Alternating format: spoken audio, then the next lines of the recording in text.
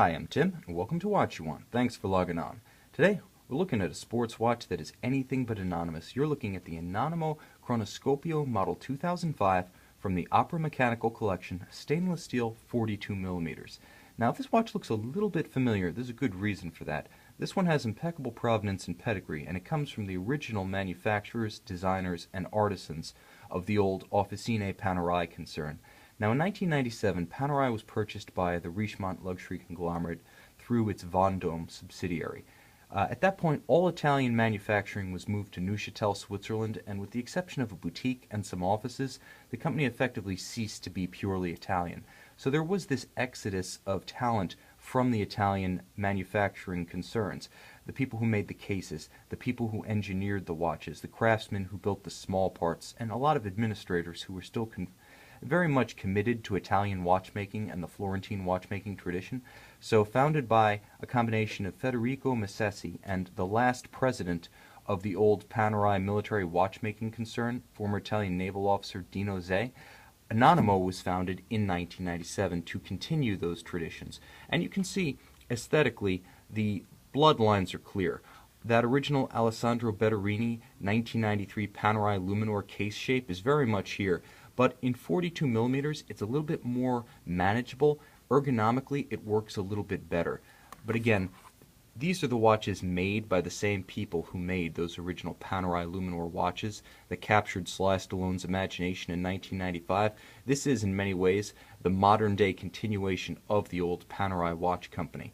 Now, on the wrist, it plays a lot like a Panerai Luminor. 42 millimeters stainless steel, it's got that same stance and presence to it. It's got a little bit of the Panerai Luminor, and it's clearly channeling the 1967 Doxa sub to a large extent. You have the legibility and the high lume of the Panerai Luminor dial with the standout, almost shocking orange of the old Doxa sub. But I gotta say, on an Italian watch, something you might wear in the Mediterranean on the Italian Riviera, it's got enough personality and flair that it feels authentically Italian to me. It's kind of raffish, flamboyant, and quietly confident in an outrageous way, if that makes any sense. It's the kind of watch that doesn't have to make excuses for being outrageous. Kind of like an Italian car, kind of like an Italian suit. Again, if that makes sense, that's what I'm feeling when I look at this watch. Now, it's also nicely detailed. The baton hands feature a little bit of high polish, a little bit of lume, so you can tell time at night. But there are a lot of features on this watch that I feel are done just for the sake of beautification, and that's a good thing because it remains a luxury product even though it's a hardcore tool watch. And some of those features that I notice are the inclusion of a convenient day date, not strictly something you need for diving, but very convenient on a daily basis for your everyday watch.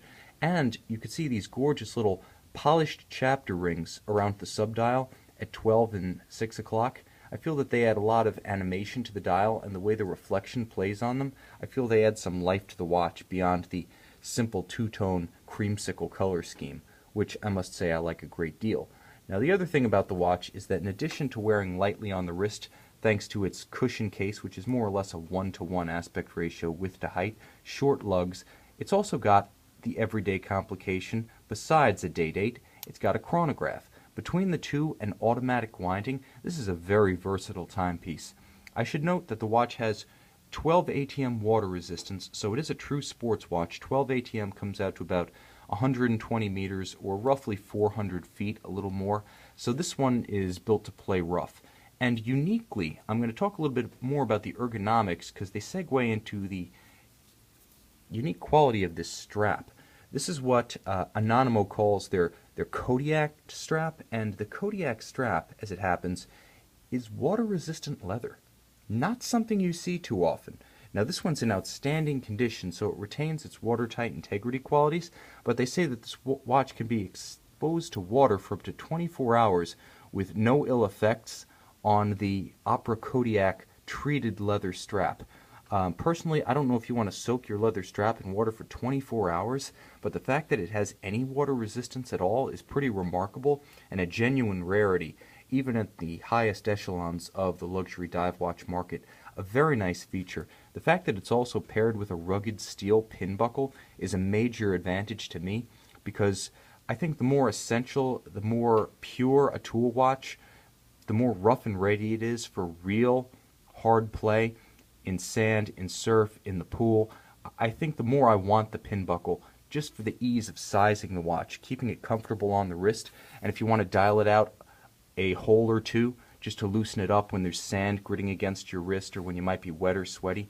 I like that adjustability that comes with the pin buckle. It's also classically beautiful, and again, it's in keeping with the true Florentine dive watch, military tool watch tradition. Aesthetically, the watch has a few things going on that you're not going to find on any Panerai. Obviously, there's that dial, but even beyond that, the use of the bezel bolts to hold it down, I feel sort of draws a little bit of a parallel to the old Gerald Genta designs like the Ingenieur SL of the 1970s, of the Royal Oak from 1972, also from Gerald Genta, of the original Girard Perregaux Laureato. Just a machine aesthetic built into a watch. That's something that Panerai never really self-consciously included in its modern references or its historic watches, but I like the fact that Anonimo included it here because it breaks up this broad expanse of steel.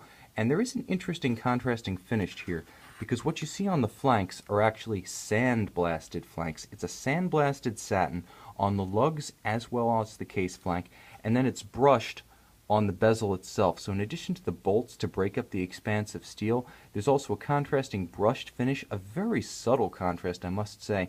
This is even more subtle than the contrast between polish and brushing, or polish and satin, and yet it's there, and it's just redolent of attention to detail and real craft quality, and an artistic sensibility that's quite eclectic, between the dial, between the polished rehaut, between the satin flanks, between the brushed metal of the bezel, between the purely aesthetic use of bezel bolts instead of a simple screw-in bezel. I like everything about the way this watch has been differentiated from the Panerai, even while the tradition of Italian and Florentine watch craftsmanship has continued. The movement is based on the Valjoux 7750, 42-hour power reserve, automatic winding. You've got that day date, you've got a chronograph. This is the kind of watch that is as tough as it looks inside and out. The Valjoux 7750, since it was invented by Edmund Capt in the early 1970s, has been the workhorse movement for everything from hyper complications to, well, yes, a couple of Panerai references. But the bottom line is, being time-tested and tough as nails, it's the perfect choice to power this Anonimo Chronoscopio. Now, this watch is 100% complete with box, operator's manual, and original Anonimo warranty paperwork. I should also mention that the company effectively ceased to operate in 2011, and although revived in 2014, the real Italian-manufactured and Italian-designed Anonimo watches are effectively no more.